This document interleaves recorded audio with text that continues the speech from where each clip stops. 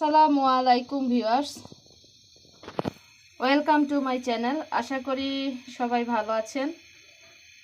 তো এখন আমি আমার ছোট মেয়ের জন্য কিছু ফুলকপি পাকোড়া তৈরি করতেছি। আমি এখানে ফুলকপিগুলো সিদ্ধ করে নিয়েছি, দেখতেই পাচ্ছেন।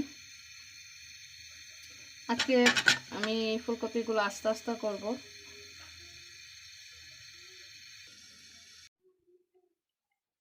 এখানে দেখতে পাচ্ছেন আমি কিছু ভুট্টার গুঁড়া, আস্ত ভুট্টা আমি ফাঁকি গুঁড়া করে রেখেছি বয়মে ভরে। আর কিছু ভুট্টার গুঁড়ার সাথে আমি অল্প বেসন নিয়েছি, তার সাথে একটু আদা রসুন বাটা, পেঁয়াজ, একটু মরিচের গুঁড়া, একটু হলুদের গুঁড়া, জিরার গুঁড়ো, লবণ, এগুলো দিয়ে আমি ফুলকপি পাকোড়া বানানোর জন্য ডো তৈরি করে নিয়েছি।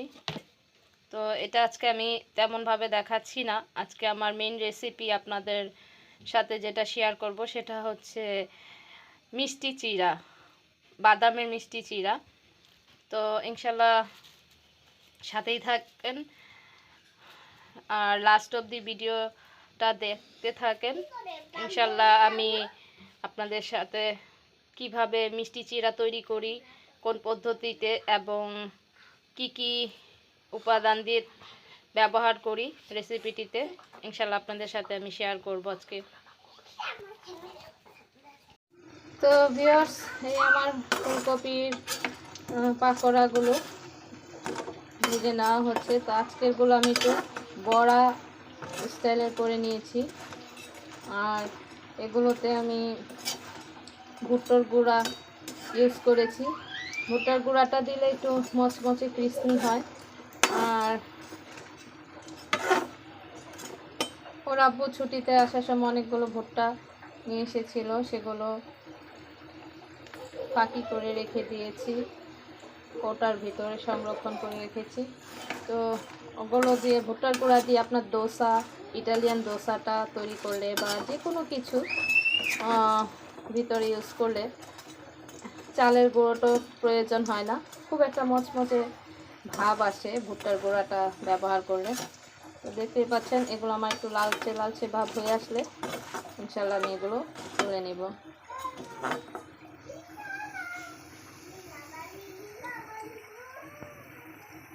এই তো ওরা বসে এখন এগুলো খাচ্ছে, দেখতেই পাচ্ছেন। আম্মু হাই দাও। ইয়াম্মি হয়েছে? হ্যাঁ, অনেক yummy. It's a like it. Thanks.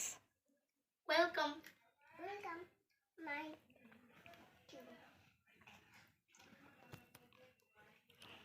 পাপা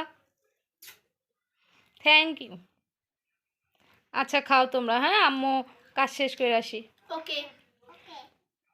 তো ভিউয়ার্স, এই তো ওরা এখন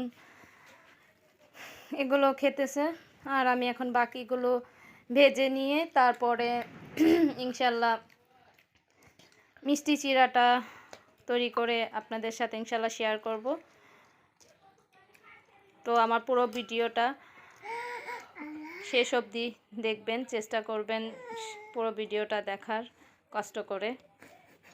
আর আমার পাশে আমাকে সাপোর্ট করবেন, আমার পাশে থেকে ইনশাল্লাহ। আমি এখানে মিষ্টি চিড়া তৈরি করার জন্য কিছু চিড়া এনেছি আর বাদাম দেখতেই পাচ্ছেন। তো এগুলো দিয়ে আর কিছু চিনি দিয়ে আমি মিষ্টি চিড়াটা তৈরি করব। সাথে একটু খেজুরের গুড় দেব, যেন একটু খেজুরের গুড়ের ফ্লেভার ঘ্রাণটা ভালো আসে। বাচ্চাদের জন্য এটা খেতে অনেক ভালো হয়, কারণ আমার ছোট মেয়ে, দুটা মেয়েই তেমন একটা ঝাল খেতে পারে না। তাই আমি চেষ্টা করি ওরা যে ধরনের খাবার খেতে পারে ওইভাবেই তৈরি করতে চেষ্টা করি। তো ভিউয়ার্স, আমি চিড়াগুলো একটা চালনিতে চেলে নিচ্ছি, কারণ দেখা যায় এগুলোতে অনেক গুঁড়ো গুঁড়ো থেকে যায়, এই যে দেখতেই পাচ্ছেন। তো এগুলো আমি ঝেড়ে নিচ্ছি চালনির ভিতরে।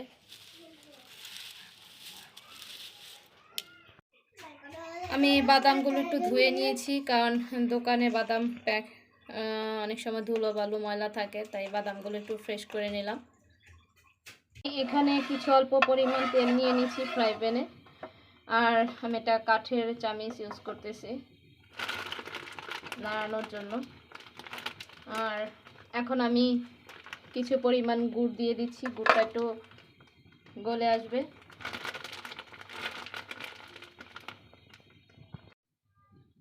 তো দেখতেই পাচ্ছেন আমি বাদামগুলো দিয়েছি। এখন গুড় আর বাদামটা একটু ভেজে নিব কতক্ষণ। এখন আমি 1 চিমটি পরিমাণ লবণ দিয়ে দিচ্ছি। তো এগুলো আমি কতক্ষণ নেড়ে নিব। বাদামটা একটু ভাজা ভাজা হয়ে আসবে আর গুড়টা একটু গলে যাবে, শিরা ছেড়ে দেবে। এখন আমি এখানে হালকা পরিমাণ অল্প একটু পানি দিয়ে নিব, গুড়ের শিরাটা যেন একটু ছেড়ে আসে। খুব বেশি না, একদম অল্প, তাড়াতাড়ি, তাহলে গুড়টা গলে যাবে। এখন আমি 2টা তেজপাতা ছিঁড়ে নিয়েছি, 2টা তেজপাতা দিয়ে দিচ্ছি, একটু ভালো ফ্লেভার গ্রান আসবে। তো এই তো আমার গুড়টা একটু গলে গিয়েছে। এখন আমি চিড়াটা ছেড়ে দেব। এখন আমি চিড়াগুলো ছেড়ে দেব। আমার ঝেড়ে রাখা চিড়াগুলো দিয়ে দিচ্ছি।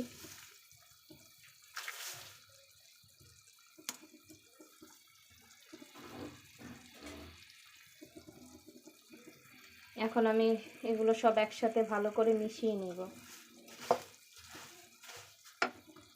এখানে 1/2 কাপ পরিমাণ চিনি দিয়ে নিচ্ছি। এটা আপনারা চিড়ার পরিমাণ অনুযায়ী বা কে কতটুকু মিষ্টি খাবেন স্বাদ অনুযায়ী বাড়িয়ে কমিয়ে চিনিটা ব্যবহার করবেন, মিষ্টিটা। তো এখন এগুলো আমি সবগুলো একসাথে কতক্ষণ নেড়ে নেব। দেখতেই পাচ্ছেন চিনিটা রস ছাড়ছে। তো এটা এখন আমি 5 মিনিটের জন্য একটু ঢেকে দেব, ভাপে একটু সিদ্ধ হয়ে আসবে। আর চুলার আঁচটা আপনারা মিডিয়াম, একদম লো আঁচে রাখবেন 5 মিনিট। এরপর নামানোর আগে হাই হিটে একটু ভালো করে নেড়ে চিড়ে নিয়ে নেবেন। দেন পরে 5 মিনিট পরে ফিরে আসছি। 5 মিনিট পরে আবার ফিরে আসলাম। এখন আমার চিড়েটা হয়ে এসেছে, আর আমি একটু উপর দিয়ে হালকা চিনি নিয়ে নিয়েছি। এটা জাস্ট এখন নামানোর আগে একটু হিটটা বাড়িয়ে দেব চুলার। আর তার সাথে আমি এখানে 2 চামচ পরিমাণ গুঁড়ো দুধের গুঁড়া দিয়ে নিয়েছি। বাচ্চাদের খাবার তো তো দুধটা আপনারা জানেন যেটা ক্যালসিয়ামের কাজ করে, খাবারটা হেলদি। বাদাম ক্যালসিয়ামের কাজ করে, তারপরে দুধ, চিড়ে। তো এই তো এইভাবেই তৈরি করে নিলাম আমার মিষ্টি বাদামের চিড়ে। এখন আমি একটু চুলার হিটটা বাড়িয়ে দিয়ে একটু নেড়ে চেড়ে নামিয়ে নেব। তো পরে 2 মিনিট পরে ফিরে আসছি। তো ভিউয়ার্স, তৈরি হয়ে গেল আমার মিষ্টি বাদাম চিড়ে। বাদামগুলো সিদ্ধ হয়ে গিয়েছে ভালো করে। আপনারা বাসায় তৈরি করে দেখবেন, চিড়ের সাথে বাদাম, কিছু চিনি, আর সাথে যদি আপনার নারকেলটা অ্যাড করতে পারেন তাহলে আরও ভালো হয় খেতে। তো আজকে আমার ঘরে নারকেল আছে, কিন্তু এটা ডিপে, তো ওটা নর্মাল করতে একটু সময় লাগবে তাই। আর বাচ্চাদের নারকেলটা দিলে আবার অনেক সময় প্রবলেম হয়, তাই আমি নারকেলটা দিইনি। শুধু বাদাম আর চিড়ে দিয়ে আজকে এই মিষ্টি চিড়েটা তৈরি করেছি।